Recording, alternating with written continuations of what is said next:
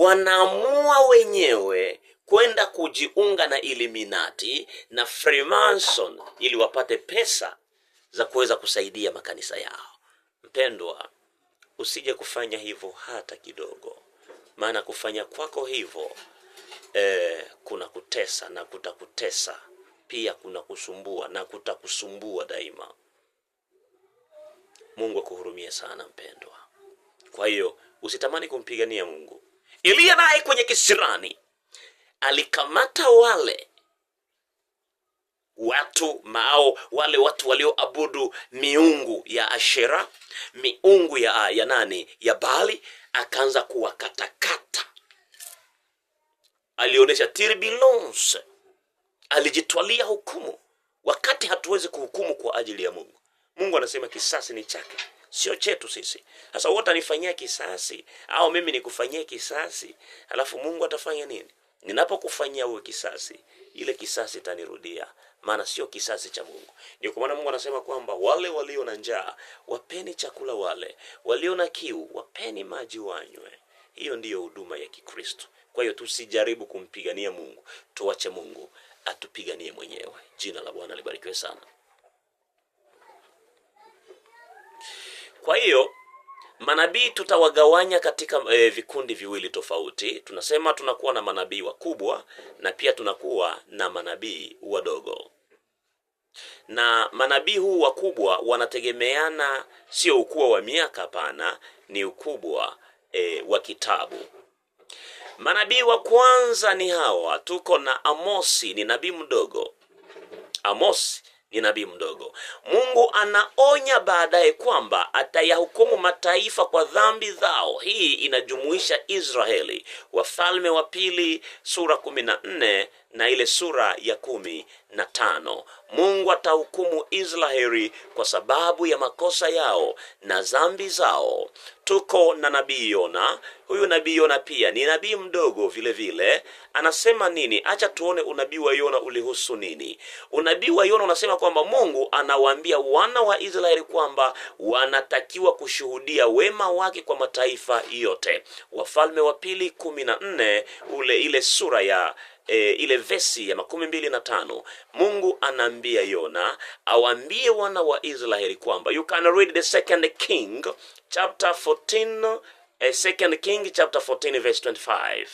Okay, unaweza Mungu anamwambia Yona kwamba aambie mataifa yote ya kwamba lazima washuhudie wema wa Mungu kwa watu wengine. Mpendwa, kushuhudia ni jambo la msingi sana. Kuna wakati mwingine, fuatilia YouTube channel yangu au Facebook page yangu, kuna mandondoo nyingi sana ambazo tunazifundisha pale. Kushuhudia inaonesha recompense, inaonesha trust, trustworthy. Yani inaonesha kwamba Mungu, hauna Mungu mwingine ambaye angelikutendea kama jinsi yule Mungu unayemwabudu alivyokutendea. Tunaona nabii Hosea. Nabii Hosea ni nabii mdogo. Mungu anaongea kuhusu upendo wake kwa Israeli. Mungu anaambia Hosea kwamba ambia wana wa Israeli kwamba mimi bado ninawapenda, lakini nitawahukumu kwa ajili ya dhambi zao za uzinzi. Dhambi za uzinzi.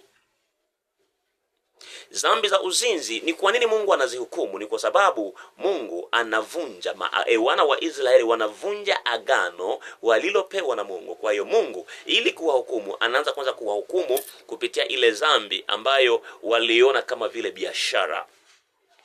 Hosea anaenda sambamba sana na mwanamke. Yes, anaenda sambamba na mwanamke ambaye si mwaminifu. Huyu mwanamke ni nani? Ni mke wake. Yaani Hosea alioa, Mungu anamlazimisha aoe mwanamke kahaba ili kupitia ule mwanamke mafundisho yaonekane ya kurejesha wana wa Israeli kwenye msingi. Hivyo Mungu ataiadhibu Israeli, na pale atakapokuwa ameiadhibiwa atarudia tena. Yaani Mungu atakapoadhibu Israeli, baadaye tena atarudi. Israeli atarudi sababu si mwaminifu kwa Mungu, na labda atakaporudi kwa Mungu atajifunza kuwa mwaminifu. Amen. Wafalme wa Pili sura 14. Isaya ni nabii mkubwa. Huyu alikuwa ni mmoja kati ya manabii wakubwa sana, watu ambao walikuwa na sifa za kila aina. Alimwita Israeli kuona ukuu wa Mungu. Isaya aliita Israeli waone ukuu wa Mungu, watambue ukuu wa Mungu na nguvu za Mungu. Isaya aliitwa kuwa nabii katika mwaka wa kifo cha mfalme Uzia. Wakati mfalme Uzia anaanza kuandaliwa kufa, basi Mungu alimuita Isaya ili awe nabii. Soma, yes, man of God, you can read Isaiah chapter 6 verse 1 and verse 2 so that you can learn more about the calling of prophet Isaiah. Kwa hiyo you can also read Chronicles, Second Chronicles chapter 26 verse 3. Isaya anaitwa na Mungu, yes, ili kuandaa watu wa Mungu. Isaya 6 mstari wa kwanza na mstari wa kwanza.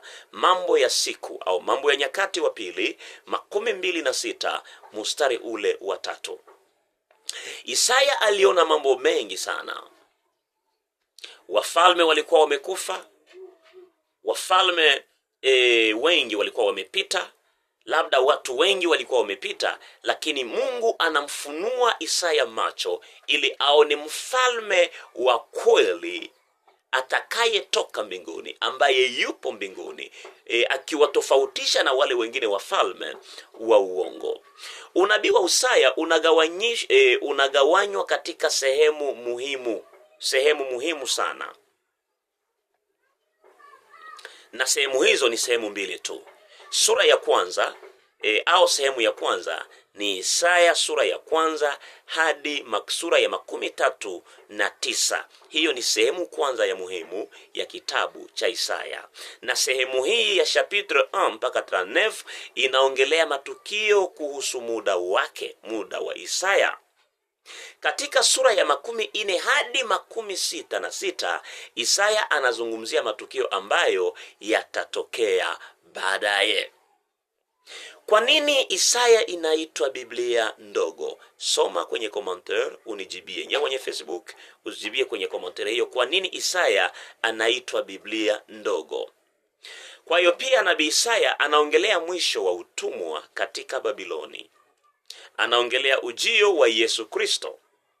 Anaongelea pia Agano Jipya na mwisho wa mambo yote.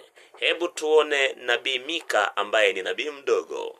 Nabii Mika, nabii huyu naye pia aliongea wakati sawa na Isaya. Hakuenda kombo au kando na Isaya, lakini yale yote aliyoyaongea yalikuwa sawa na yale ambayo nabii Isaya aliweza kuyaongea. Pia alipinga kuabudu sanamu. Yes, watu wanaosimama katika kweli wanapinga kuhusu maabudu ya sanamu, pia wanapinga ibada zisizomtukuza Mungu, mafundisho ya uongo. Pia anapinga unyonywaji wa maskini na matajiri, kwamba matajiri waliwadharau sana maskini. Kwa hiyo nabii Isaya anasimama tena vile kidete ili kupinga kuhusu matajiri kuweza kuwanyonya na kuwasumbua masikini.